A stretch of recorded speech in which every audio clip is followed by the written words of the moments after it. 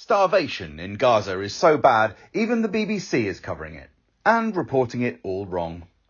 The BBC's role is not to keep viewers informed, it's to persuade them a clear crime against humanity by Israel is, in fact, highly complicated geopolitics that they cannot hope to understand. By Jonathan Cook. You can tell how bad levels of starvation now are in Gaza as the population there begins the third month of a complete aid blockade by Israel, because last night the BBC finally dedicated a serious chunk of its main news programme, The News at 10, to the issue. But while upsetting footage of a skin and bones 5-month-old baby was shown, most of the segment was, of course, dedicated to confusing audiences by two-siding Israel's genocidal programme of starving 2 million plus Palestinian civilians. Particularly shocking was the BBC's failure in this extended report to mention even once the fact that Israel's Prime Minister Benjamin Netanyahu has been a fugitive for months from the International Criminal Court, which wants him on trial for crimes against humanity. Why?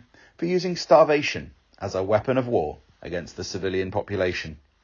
I've yet to see the BBC or any other major British media outlet append the status wanted war crime suspect while mentioning Netanyahu in stories. This is all the more unconscionable on this occasion in a story directly related to the very issue, starving a civilian population, that he's now charged over. Was mention of this arrest warrant against him avoided because it might signal a little too clearly that the highest legal authorities in the world attribute starvation in Gaza directly to Israel and its government, and do not see it, as the British establishment media apparently do, as some continuing unfortunate humanitarian consequence of war.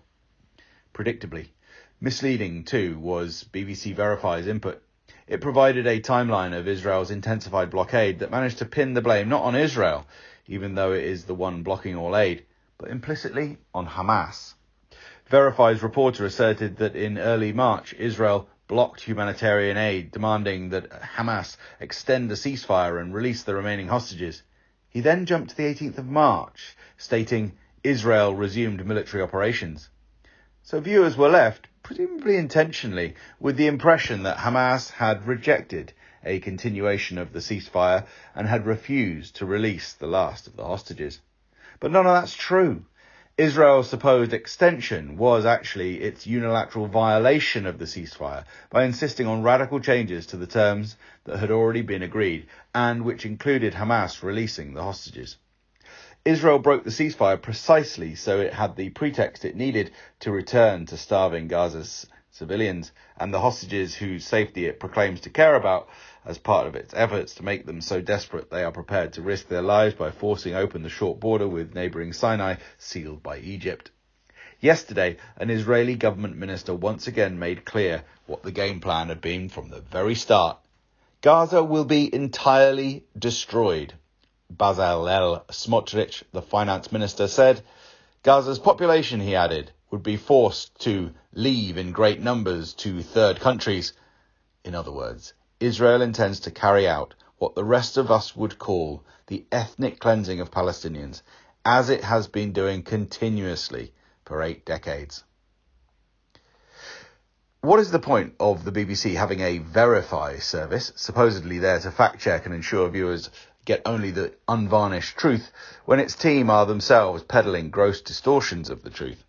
The BBC and its Verify service are not keeping viewers informed. They are propagandizing them into believing a clear crime against humanity by Israel is, in fact, highly complicated geopolitics that audiences cannot hope to understand. The establishment media's aim is to so confuse audiences that they will throw up their hands and say, "To hell with Israel and the Palestinians. They are as bad as each other. Leave it to the politicians and diplomats to sort out."